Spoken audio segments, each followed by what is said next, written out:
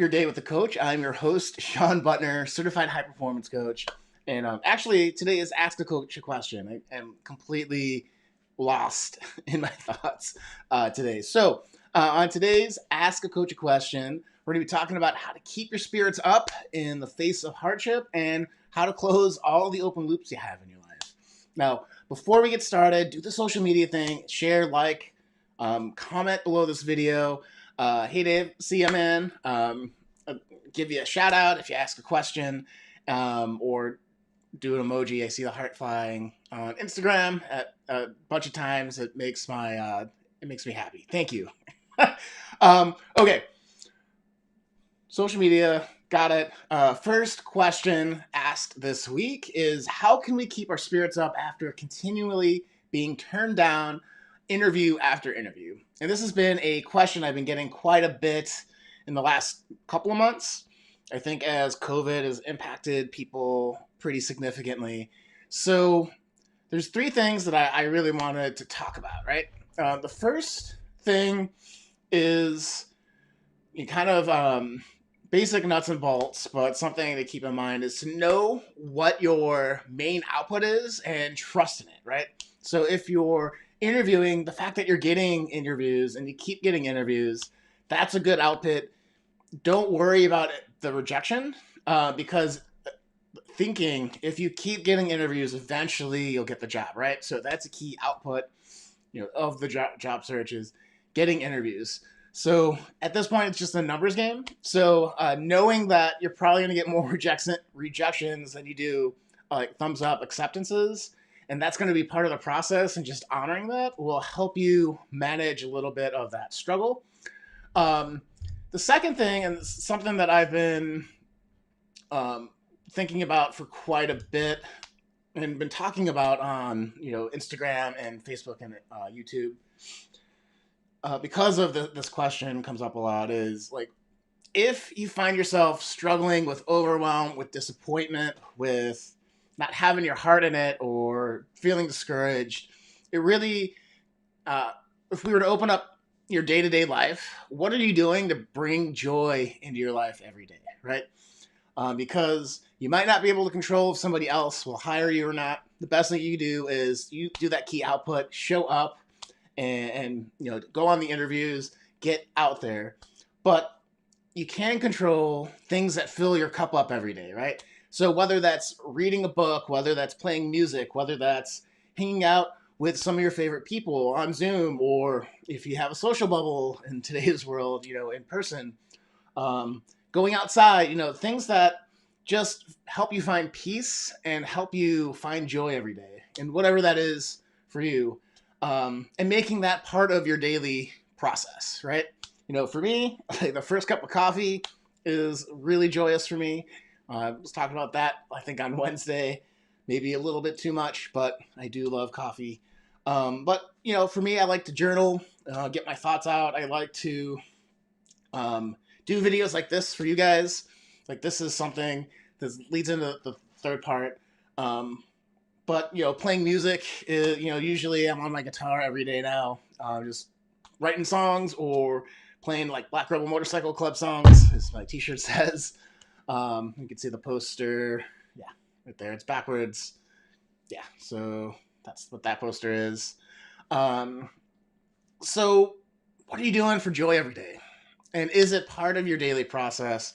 So when you have that discount, when you are that discouragement, that overwhelm, that I'm grinding, I'm sweating, and I'm getting frustrated because I'm not getting the results I want, fill up your cup, right? Find your daily joy.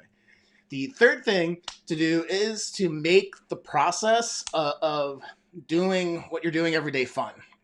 This could be tricky, but it could be like turning in, and in this particular case, since you said interview, turning in the job search into a fun game, or making it a point of connection. There's somebody I talked to that had a brilliant idea that had all their friends sign up, for the weeks for an 11 o'clock time slot every day, where they would get a call from a good friend to encourage them, to get them to continue on with the job search. So she was talking about like getting her like tea set up and maybe like a cookie, and getting really pumped for 11 o'clock when a friend would call and be like, hey, how many resumes did you do or are you going to do today, and that kind of check in. So there's tons and tons of ways you can make a job search fun. Like it could be like, oh, I'm going to, when I send out all my stuff, I'm going to make the recruiter laugh. Or there's tons of different ideas, right?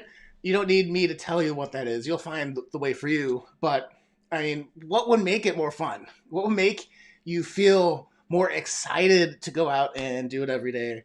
And that'll help you stick with it. It'll help you overcome the discouragement.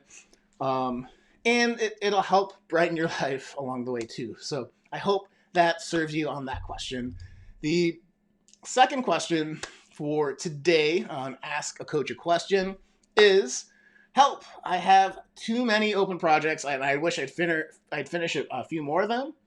Any ideas on how to close more projects? So when being a high performance coach, a lot of times productivity is part of your performance. And so just like we were talking about in the job search question, how do you remain resilient, keeping your spirits up when you have a lot of rejection?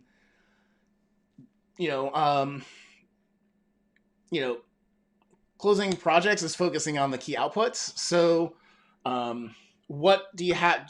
Are you very clear on what you need to do next to close out the various projects in your head? And David Allen, the Get Things Done guy, right? There's a book out there called Get Things Done.